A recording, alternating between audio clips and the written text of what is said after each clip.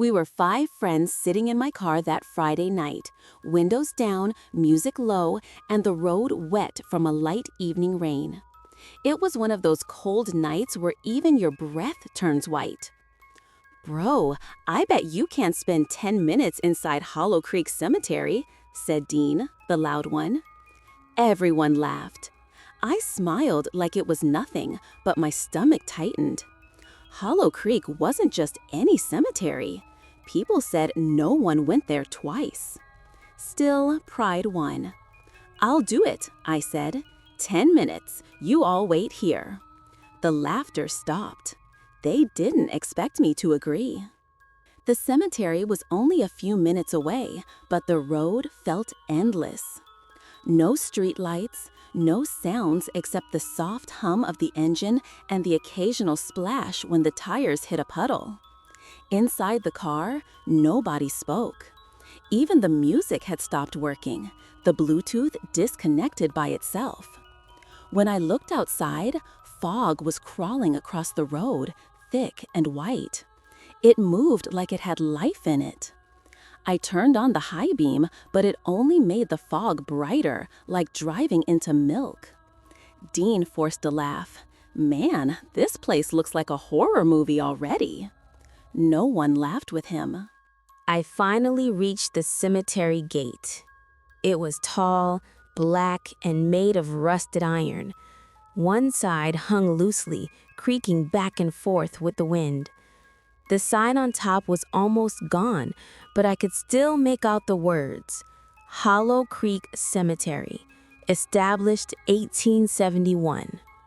When I stepped out of the car, the cold hit me hard, the kind of cold that goes through your clothes and sits in your bones.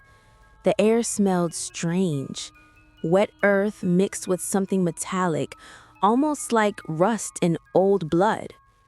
The others stayed inside, headlights pointed at me. 10 minutes, Dean shouted from the window. I nodded and pushed the gate. It groaned like something alive. The moment I stepped in, the air changed. It was quiet, too quiet. Even the crickets stopped singing. My flashlight flickered, but I kept walking along the narrow path. The grass brushed against my jeans, cold and damp. The graves looked uneven, some tilted, others broken. The names on most of the stones were faded, eaten by time.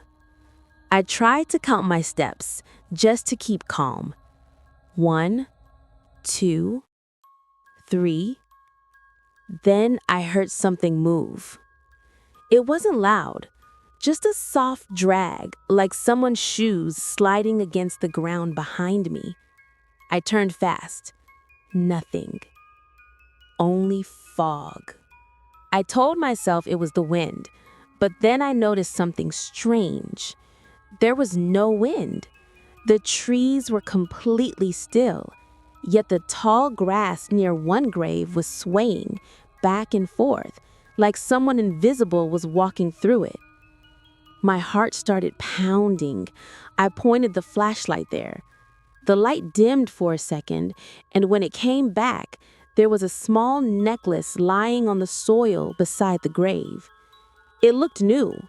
Silver chain, tiny pendant in the shape of a cross. I shouldn't have picked it up, but I did.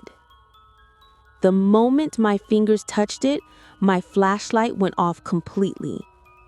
Darkness swallowed everything. Then from somewhere close, I heard 3 slow knocks. It came from the ground. Knock, knock, knock. I dropped the necklace and ran. By the time I reached the gate, the fog was so thick I could barely see the headlights. My hands were shaking so much I almost dropped the keys. When I finally jumped inside, I said, "Go, go." But when Dean turned the key, the engine didn't start. He tried again. Nothing. The car made that dry, choking sound, then silence. Everyone started talking at once, panicking. That was when the radio turned on by itself. It started playing static. No music, just white noise. Then, under the noise, we heard something like a voice whispering. At first, it was just one word. Stay. The sound was so low, we thought it was the signal. But then it got louder. Stay, stay, stay. Dean shouted, "Turn it off!" He slammed the radio, but it kept playing. The headlights flickered once, twice, then everything went dark. The next morning, I tried to act normal, but something felt off the moment I woke up. The air in my room was colder than usual. Not just cool, but unnaturally cold, like the air inside a refrigerator. My windows were shut, my fan was off, yet my breath came out white. I checked the necklace I dropped that night, but it wasn't in my bag where I left it. I thought maybe Dean or one of the guys picked it up, but when I asked in the group chat, everyone said the same thing. Bro, nobody went back there. That place is cursed, man. Don't even talk about it. I laughed it off, pretending I wasn't bothered. But that night, something started knocking on my window. 3 times, slow and heavy. Knock, knock, knock.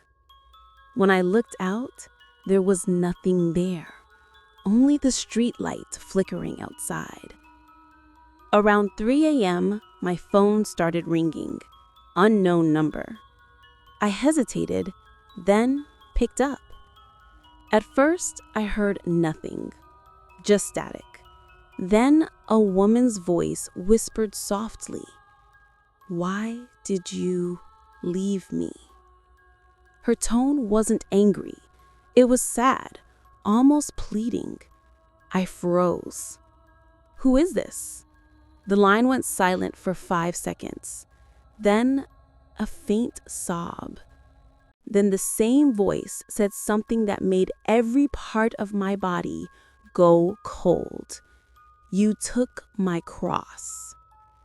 I dropped the phone. I didn't sleep that night. By morning, I convinced myself it was a prank, someone trying to scare me. But deep down, I knew none of my friends could imitate that voice. That evening, I was in my room editing a short video from our drive. I paused at one frame, the moment I entered the cemetery, and behind me, there was someone standing between 2 graves, a blurry female figure, white dress, long hair. I played the clip again, frame by frame. Every time I paused, the figure moved slightly closer, but in real time, she never appeared. That was when I heard it again, footsteps on my roof.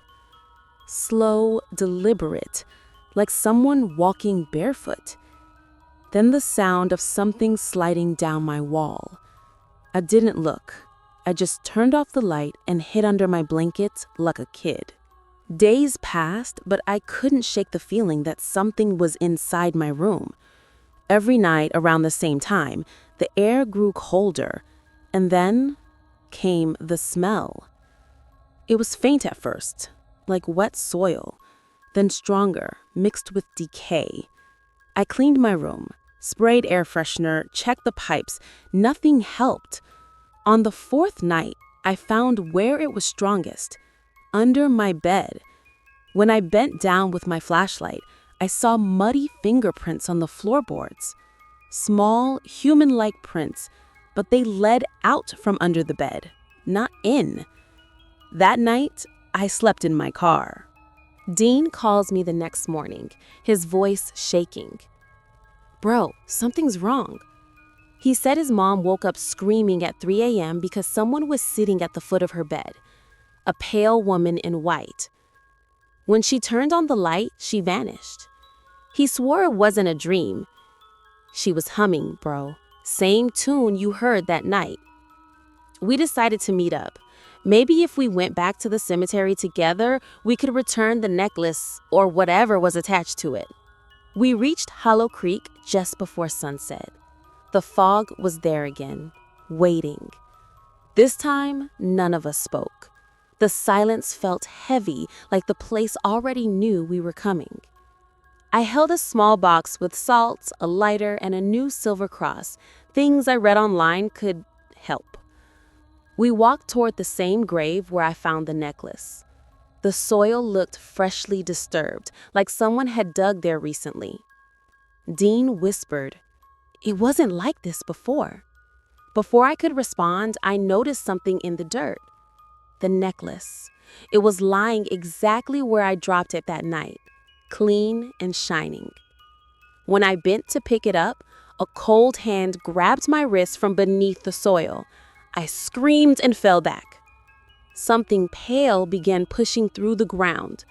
Fingers, then a hand, then the outline of a face beneath the dirt. We ran. We reached the gate, but it felt like the cemetery stretched longer. Every step echoed like we were running through a tunnel. Behind us came soft footsteps, slow, dragging, following. I turned once, bad idea. Through the fog, I saw her clearly for the first time. A woman in a torn white dress, her hair covering her face, her arms twisted like she'd been buried alive. And she was smiling. We reached the gate. Dean jumped in first. When I looked back, she had stopped moving. She just stood there, staring. Then she raised her hand and pointed directly at me.